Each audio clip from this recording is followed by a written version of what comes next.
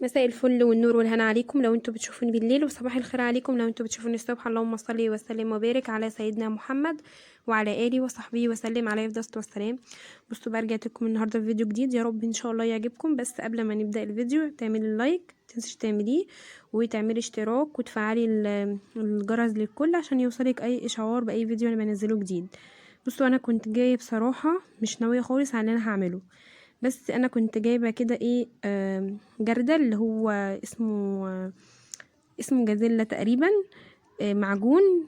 هو الراجل قال لي عايز 3 كيلو بس ما لقيتش الا غير 5 كيلو، فقال لي خلاص مش مشكله. جبتها لقيته ب50 جنيه، الشكاره ب105 وفيها 15 كيلو، لكن الجردل ده نفس النوع 5 كيلو ب50 جنيه. بصوا انا بوريكم العواد اللي انا ركبتها، جبت النجار ركبها اهي، حتى اللي عند باب الشقه من بره ومن جوه. كنت بقفل بقى ايه باب الشقه، وانا او إيه الصوره وقفت ولا ايه، تقريبا كده الصوره وقفت. المهم انا جبت بقى اللهم صل على النبي. جبت بقى الجردل حطيته، بس لقيت الصراحه الدنيا متدهوله على الاخر، الشقه بقى مقلوبه ومليانه بقى. قلت لما الراجل، بصوا انا كنت هوريكم كده بس الحيطه ان هو معجنها، هو ده الحيطه 3 وشوش معجون، والسقف قال لي 4. هو انا بصراحه مش ما كنتش قاعده معاه خالص، بس ايه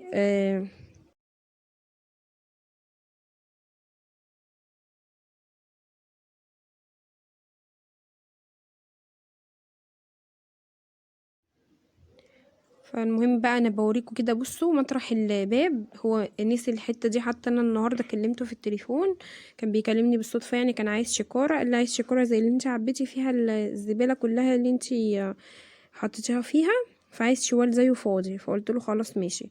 فانا بقى قلت اوريكم العواد دي اهي، عواد البار والزاوي ركبتها. اللهم صل على النبي. لما لقيت الدنيا بصراحه متبهدله على الاخر كده، فقلت لا. انا بدات بصراحه بالاوضه اللي هي ايه، اللي هي ناحيه باب أنا قلت بس هوريكم بس كده الايه، يعني انا عملت ايه بالظبط. وبصوا عملت زاويه برضك على السور بس من جوه اهي. عملت من جوه كده بس من بره ما عملتش، عشان خاطر هو الصراحه الراجل ما عملهاش، بس احسن ان هو ما عملهاش عشان لما اجي امسح السور ما يبقاش في حاجه كده ايه يعني في الجناب بتاعه الزاويه بتبقى محشوره. فقلت مش مشكله كده احسن. وركب بقى برضو العواد اللي هي، بس الراجل بقى عملها بالمعجون ودهنها بالبطانه. وهنا بقى عملت ايه، ركبت من تحت، ركب لي سلك ويركب لي برضك من فوق. وبصوا عايزه اقول لكم ان الشقه انا لحد دلوقتي ما ولعتش النور. انا ده كله يعني ما شاء الله، اللهم صل على النبي، الله اكبر، ده كله نور ربنا.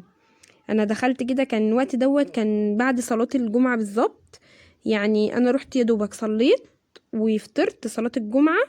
كنت نازله بصراحه اجيب فراخ وكده، بس عايزه اقول لكم يعني حسبي الله ونعم الوكيل، الاسعار غاليه. والواحد بجد مش عارف يعني يعمل ايه. العيل اللي معاه دي هي اللي بتتظلم، ومش عارفين بصراحة يعني هنعيش ازاي. يعني عشان اجيب فرخة انا ما لقيت نفسي ما جبت اجنحة، لقيت نفسي يعني الفرخة هتعدلها 80 جنيه.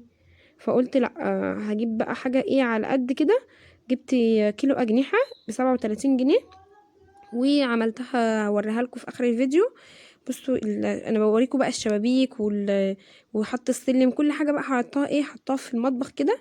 وهنا ما ركبتش بصراحه عود بار ولا ركبت اي حاجه، يعني اللي هي الكورنيشه دي، لان هو بتاع السيراميك كان عايز يعملها هو كورنيشه بالسيراميك، بس انا قلت له لا مش عايزاه، لانها كانت هتكلفني تكلفه تانية.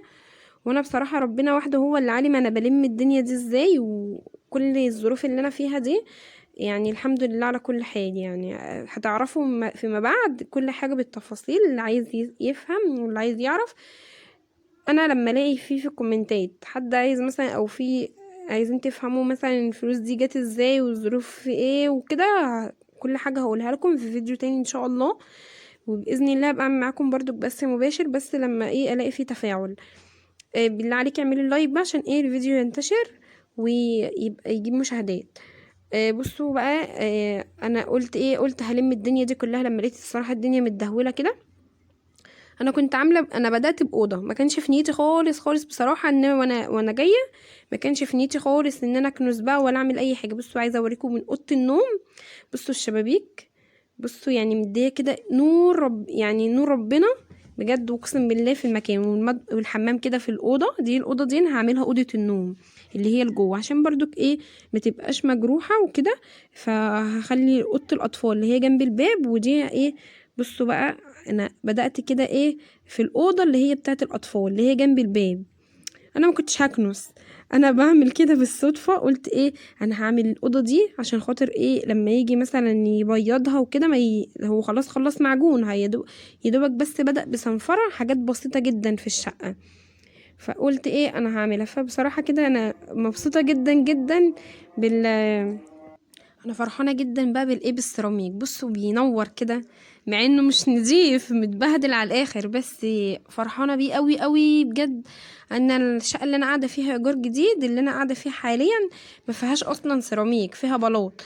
عايزه اقول لكم والله العظيم مهما يدعك يعني هو اصلا ما كانش بالمنظر ده. كان اول ما سكنت كان فظيع. انا بصوا بقى بصور لوحدي ماسكه الموبايل بايد، وبصور لكم بالايد يعني وماسكه المقشه بالايد التانية. يعني بصور بايد وماسكه الموبايل ايه ماسكه المقش يعني بالايد التانية.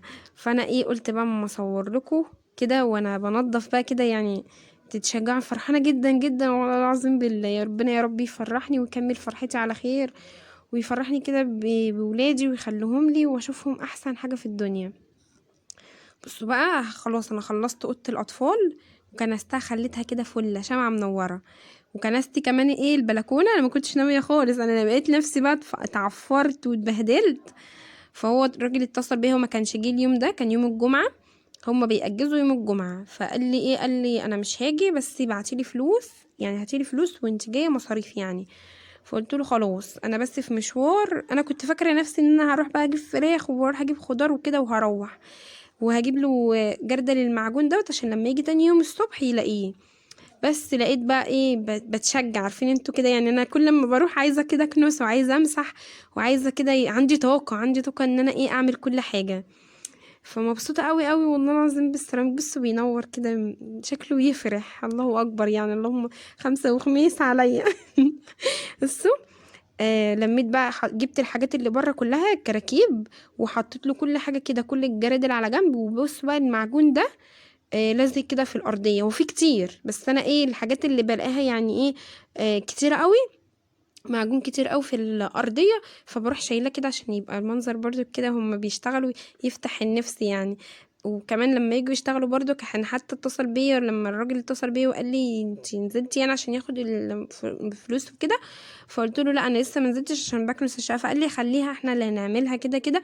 فقلت له لا عشان لما تيجوا تشتغلوا الصبح على نظافه وما يعني ايه يبقى نفسكوا كده مفتوحه على الشغل. فراح قال لي لا ما تتعبيش نفسك. فانا قلت له لا انا مبسوطه بان يعني ان انا بكنسها وكده. فراح قال لي خلاص ماشي زي ما تحبي. فايه بقى بصوا عايزه اوريكم يعني دي يعني اصلا الكاميرا مش موضحه. العبايه اتدهولت اقسم بالله. انا كنت بصوا حتى وشي ده تشوفوه زي ما يكون عليه جير ابيض.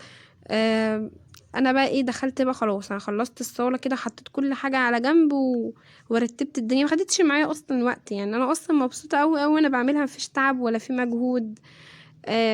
اخدت برضك الاوضه اللي هي بتاعه النوم دي. انا عماله اوريكم الشباك كده فرحانه. بصوا بصوا الدنيا، بصوا ايدي بقت عامله ازاي. وكمان الكاميرا مش موضحه يعني، الكاميرا مديه بهتين كده عشان أنا مش مسحاها كمان.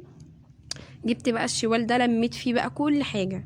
لميت فيه بقى اكياس الشكاير اللي هي بتاعت المعجون الفاضية، ولميت فيها الخشب اللي كان الراجل نشره بتاع النجارة.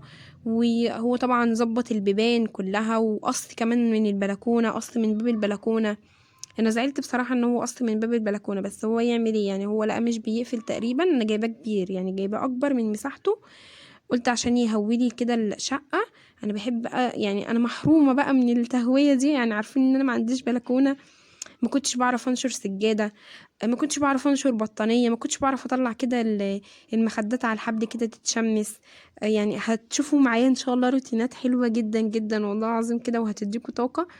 يعني انا فرحانه قوي. كل يوم همسح الشقه، كل يوم همسح لكم الشقه، وكل يوم يعني هشقلب لكم كده الحيطان وكل حاجه. بصوا بقى، انا كنت محتاره في الالوان بتاعه الشقه. خلاص انا لميت الدنيا كلها، روحت بقى جبت بصراحة أجنحة، لقيت الفرخة غالية جدا، رحت قلت خلاص ما بدهاش، جبت كيلو أجنحة ب37 جنيه، وجبت بطاطس وجبت بصل، والبصل بقى ب8 جنيه وب10 جنيه يا جماعة البصل.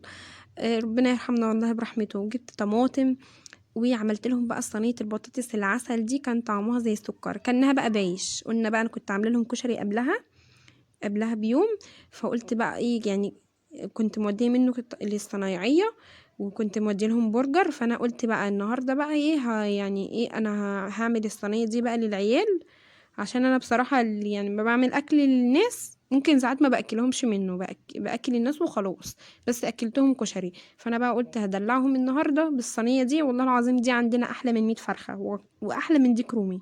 بصوا بقى الستاير دي انا محتاره، مش عارفه اخليها كده ولا انزل اللي على البلتكنات دي كلها واتصرف في البلتكنات. المهم ان انا اصلا مش عارفه اتصرف في البلتكنات، وهعملها اللي هي ايه الستاير اللي هي الجديده اللي بتتعمل في الماسورتين دي، اللي هي شيفون والتقيله.